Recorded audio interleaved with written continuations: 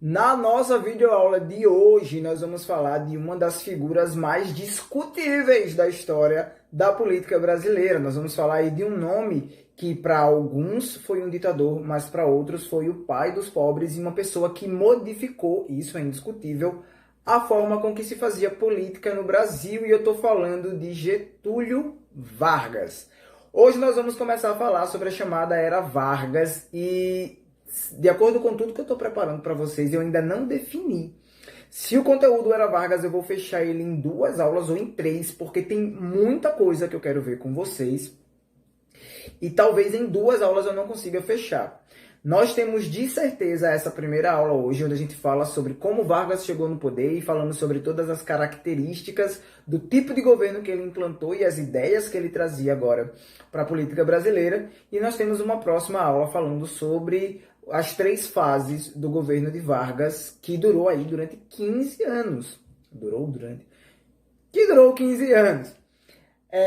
Só que aí tem muita coisa que vai surgindo relacionado às ideias e os acontecimentos mundiais que refletem muito durante o governo de Vargas e que eu quero muito discutir com vocês.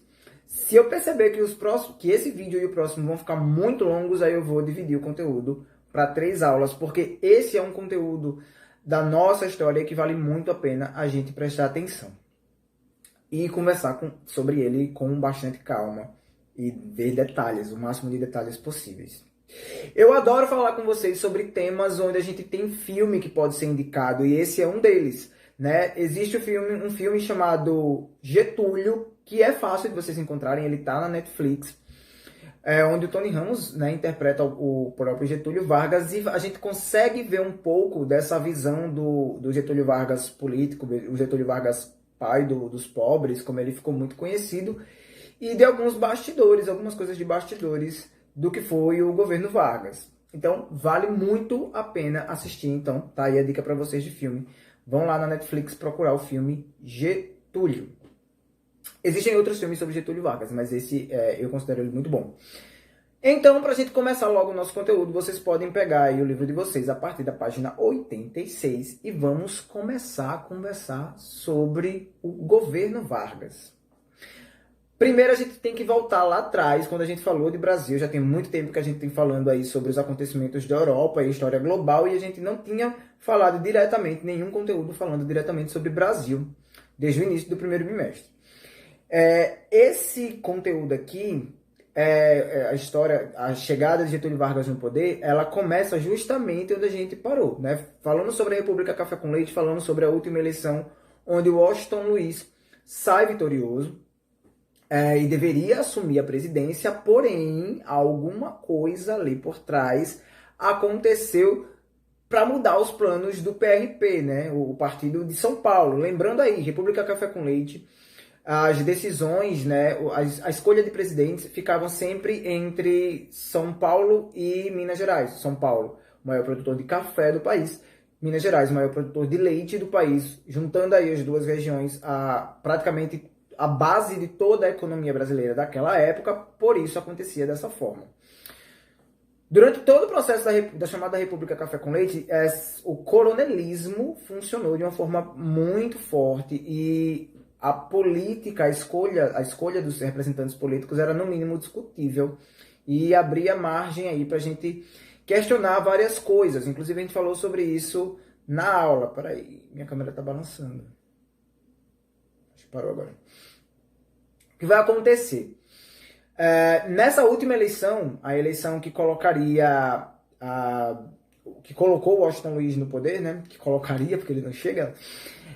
Na verdade, o presidente, que era do PRP, do Partido de São Paulo, deveria ter indicado algum candidato do PRM, o Partido de Minas Gerais. Porém, ele deu uma de doido e indicou outro candidato de São Paulo, né? Então, o próprio Partido de Minas Gerais já não gostou muito da situação. Vindo lá do Sul, existiam outras movimentações políticas acontecendo que já estavam insatisfeitas com esse tipo de eleição do presidente. E Getúlio Vargas vinha junto com esse grupo, tinha o apoio de todo esse grupo, da região sul do país. Quando acontece a eleição, né, e o Washington Luiz acaba ganhando, acaba vencendo essa eleição e se torna presidente, O partido de Minas Gerais, que já vinha com laços estreitos muito próximos aí com o pessoal da região sul, acaba formando a Aliança Liberal. E a Aliança Liberal não aceita a eleição, né? Então, em 1929, que era quando Washington Luiz deveria ter assumido o poder, eles começam uma movimentação acusando a eleição de fraude, e provavelmente aconteceu mesmo fraude. A gente falou sobre isso quando a gente falou sobre República Café com Leite. Existia muita fraude na eleição dos presidentes. Porém, o que eu acho, e se não me engano o módulo de vocês traz alguma coisa nesse sentido, deve ter existido fraude dos dois lados, né? Porém, o grupo que perdeu podia, obviamente, acusar o grupo vencedor de ter fraudado a eleição. E isso validaria a sua briga pelo poder. E isso vai acontecer. Eles começam uma movimentação ali no início de 1930 já, para tentar correr atrás e boicotar o empossamento de Washington Luiz. O que vai acontecer? João Pessoa, que apoiava o PRM e a Aliança Liberal, é assassinado. João Pessoa era um grande político, tinha uma influência, uma expressão nacional, né? E ele acaba sendo assassinado por motivos pessoais. Olha a fofoca aí para onde vai agora. Porém, a maioria dos jornais, muito provavelmente apoiando um partido ou outro, colocou aí a morte de João Pessoa nas manchetes e dizia, tipo, mataram João Pessoa, assassinaram João Pessoa, a morte de João Pessoa. Só que todas as manchetes davam a ideia de que o crime teria sido político. O PRP teria encomendado a morte de João Pessoa porque ele estaria aliado ao PRM. E isso causou aí uma comoção nacional. As pessoas começaram a apoiar o Partido Liberal.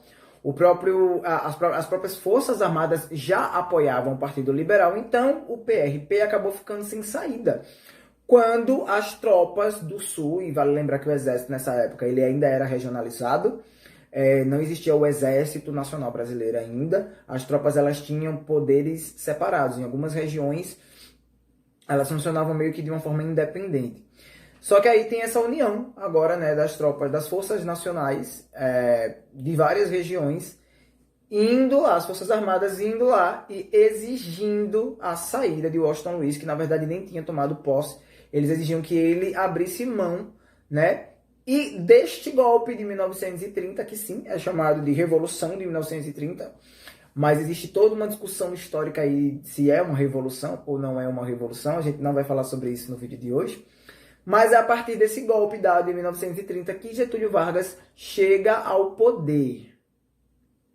Getúlio Vargas, falei no começo do vídeo, que é indiscutível, né? Que ele pode ser adorado por uns, ele pode ser odiado por outros, mas é indiscutível que dentro do poder, quando ele chega na presidência, ele faz grandes modificações na estrutura da sociedade e da política brasileira. E isso não é por acaso. Ele não vai sendo levado pelo calor da população, pelo calor do processo histórico, pelas coisas que estão acontecendo no mundo.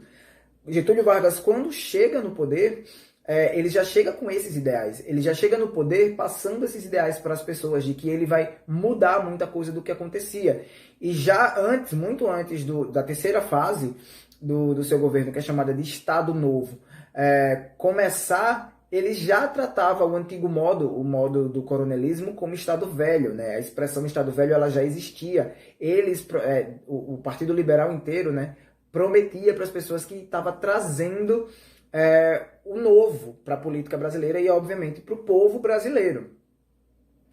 Uma coisa muito importante que eu quase passava direto, mas eu lembrei agora de falar para vocês, é de como a crise internacional, porque eu acabei de falar para vocês, em 1929 acontece a eleição, em 1930 acontece esse golpe que leva Getúlio Vargas ao poder, mas recentemente falamos de outra coisa muito importante que aconteceu em 1929, que foi a quebra da Bolsa de Nova York.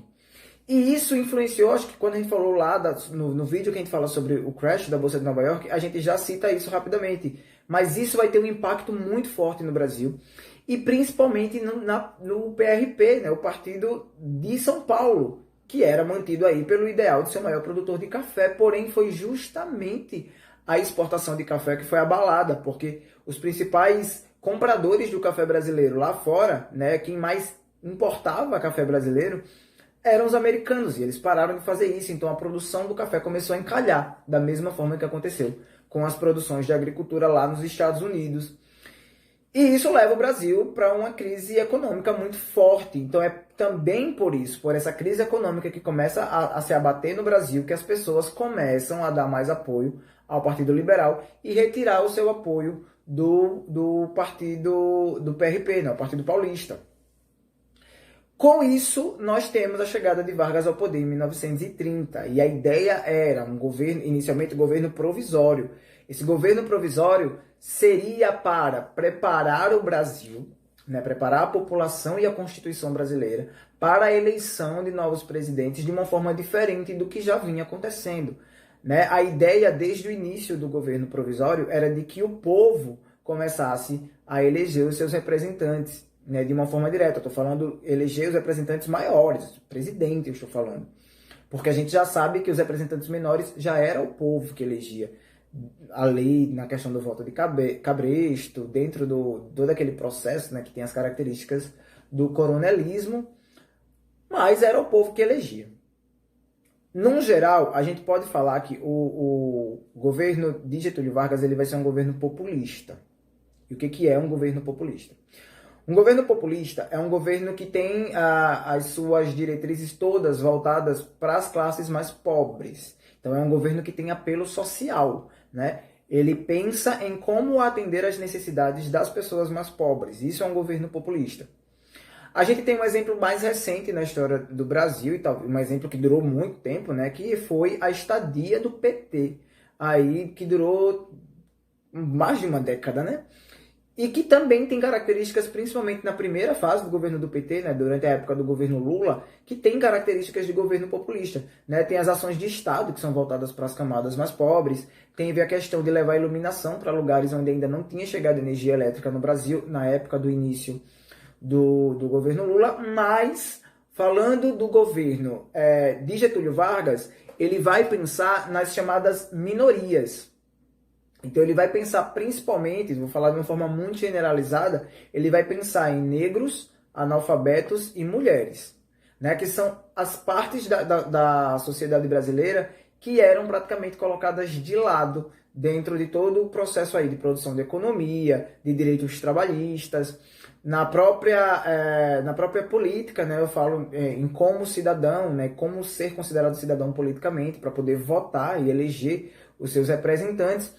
E, obviamente, a gente pode discutir aí que outras intenções haveriam por trás disso, né? Obviamente, existiam outras intenções. Porém, o que a gente de fato tem são as ações. Então, para além da gente discutir, tentar interpretar quais eram as motivações das decisões políticas do governo de Getúlio Vargas, a gente pode dizer que ele, sim, trabalhou para as camadas mais populares. A gente vai falar sobre isso no próximo vídeo de uma forma mais detalhada, mas, por exemplo, pela primeira vez na história do Brasil, as mulheres tiveram direito ao voto, os analfabetos tiveram direito ao voto, os negros tiveram direito ao voto, os trabalhadores tiveram uma constituição formada que favorecia os trabalhadores. Então, tudo isso que a gente conhece como os direitos dos trabalhadores nasce na história do Brasil durante o governo de Getúlio Vargas.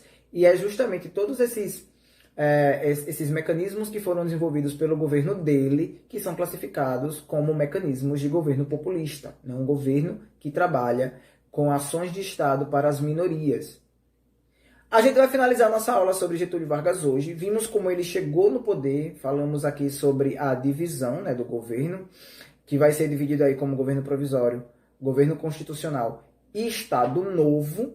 A gente vai falar sobre os detalhes de cada uma dessas fases no próximo vídeo, e a gente vai conseguir entender no próximo vídeo por que eu falei que para algumas pessoas Getúlio Vargas foi um ditador. Né? Vale aí deixar para vocês a observação de que Getúlio Vargas se manteve na presidência por 15 anos, e um presidente mantido na presidência por 15 anos é algo muito expressivo para a história de qualquer país. Imagine para a história do Brasil, que vinha aí de uma grande sequência de presidentes que não duravam muito tempo. Vamos finalizar o vídeo por aqui. Eu espero vocês no próximo vídeo. Vocês já sabem, qualquer dúvida que vocês tiverem, deixe um comentário aqui embaixo do vídeo. Eu volto aqui, leio e tiro as dúvidas de vocês. Bom vídeo, boa leitura, boa atividade e até a próxima aula. Tchau!